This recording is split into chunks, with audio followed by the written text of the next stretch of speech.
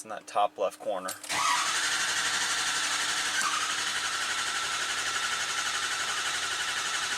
That sink and thick 'em sink.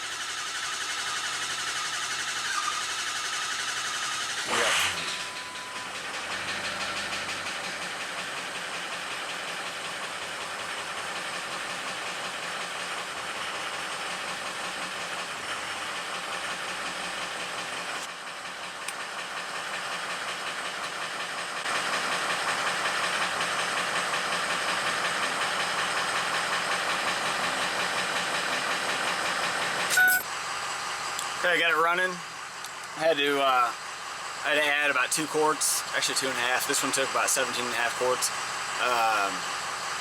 Anytime I do an oil cooler, I usually out the reservoir that the oil cooler sits in. And then if you have the high pressure oil system open up, then you're gonna have oil out there. It's all gonna go to the pan, or what you suck out of that valley is not going to, but everything's gonna go to the pan, drain it. And usually it's about 17 quarts. This one took about 17.5, which isn't crazy. But we're up and running. We're already at 128 coolant temp. Oil temp's on there somewhere. There's 123. ICP's sitting at 700.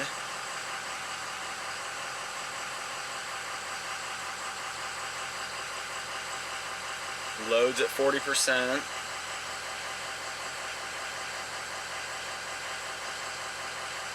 It's running nice and smooth. That IPR should start dropping once it gets up to temp. Be nice and happy.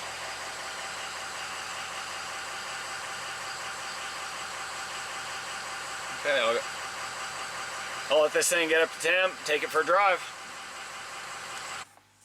Hey guys, in the truck that I just got done doing the high pressure pump, oil cooler, and I got to flush the cooling system. Haven't gotten to flushing the cooling system yet. Got the truck running, you guys saw that. I cut that clip kind of short because the engine had a tapping noise.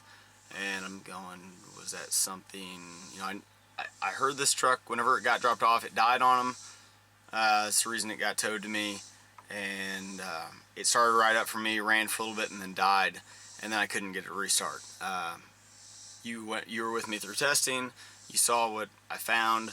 Replaced the high pressure pump, oil cooler, everything fired right up. Made high pressure oil quick. It was nice. So that definitely proved the high pressure pump had gone bad. And seeing everything that, you know, the IPR screen, everything. Now that tapping noise, I don't know what it was. Maybe something fell in the engine when I had it apart I didn't see. Maybe it's something that caused the high pressure pump to fail. You know, something came up and went through the engine. I don't know. So right now it was tapping. The warmer the engine got, the tapping went away. Thing idled fine. I moved it around the driveway, parked it. Didn't get a chance to drive it that day. Then I took it out for probably about a 5-mile run, and while I was driving it, it just seemed it started to get low on power and didn't seem to run good. Came to a stop, and you could feel the engine was misfiring on one cylinder. And right now I'm going to show you what cylinder that is. So I'm going to check manual compression, see what that does, but I'll show you real quick. You kind of hear it cranking there.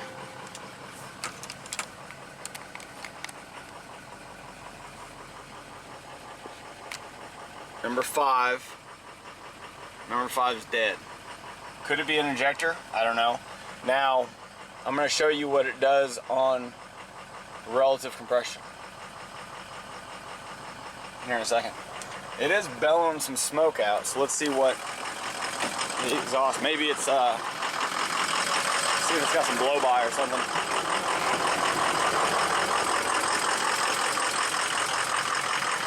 I don't know if you guys can see that.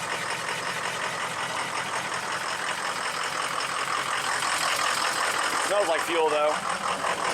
Maybe we just got an injector sticking. You can hear it in the engine there.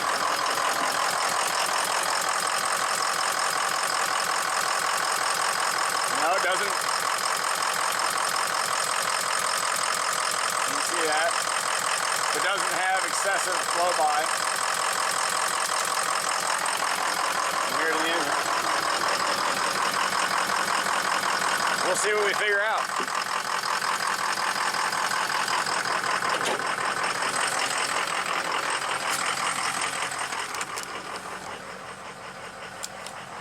There you can see that smoke some more.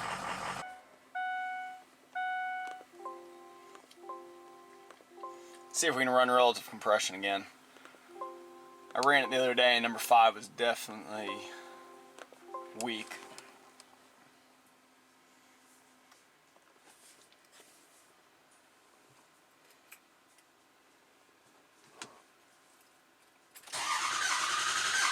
You can hear it also.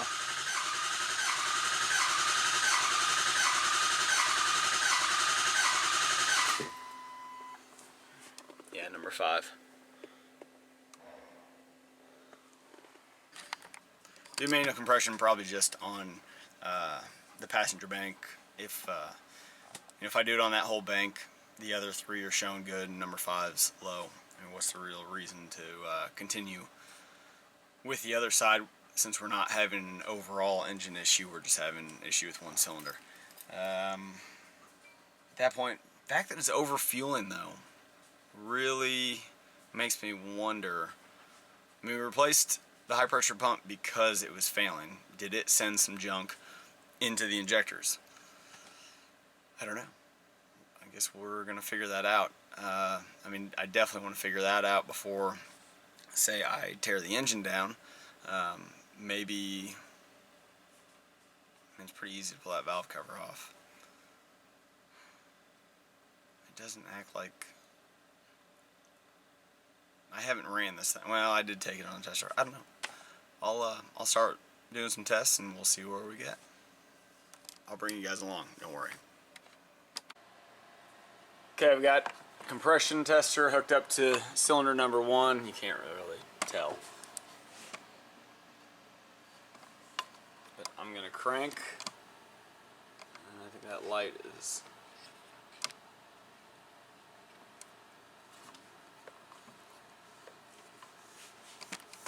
let's see if this makes a difference. Okay. Let's hope that doesn't move.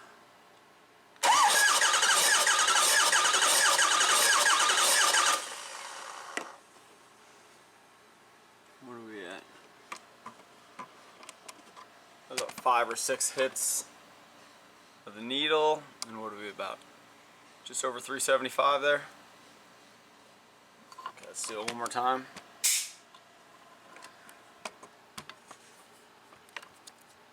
I'm going to count the jumps in the needle. I've always told about 4 or 5.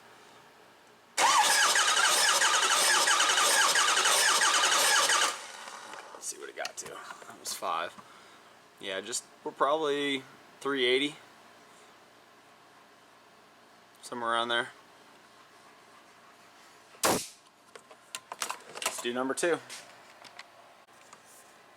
Okay, I got it in number 3. That's what I meant. I said number 2 a second ago. I meant number 3. So,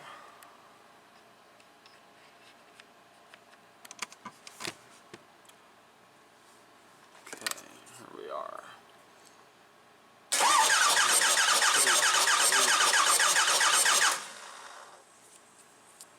Ooh. That's over 400. Oh, y'all can't see. Settled about just over 400. There we go again.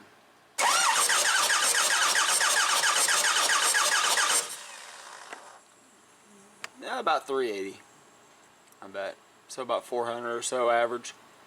But we're looking about the same as number 1. Okay, let's move on to what will be number 5, the cylinder that's at question.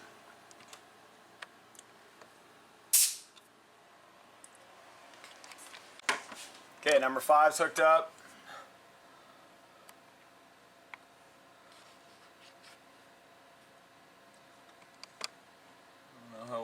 guys can see that. Let's see what happens.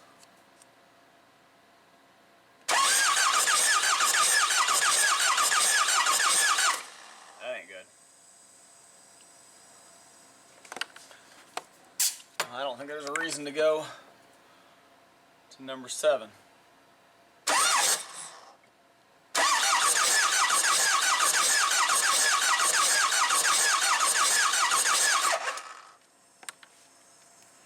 What do we got there?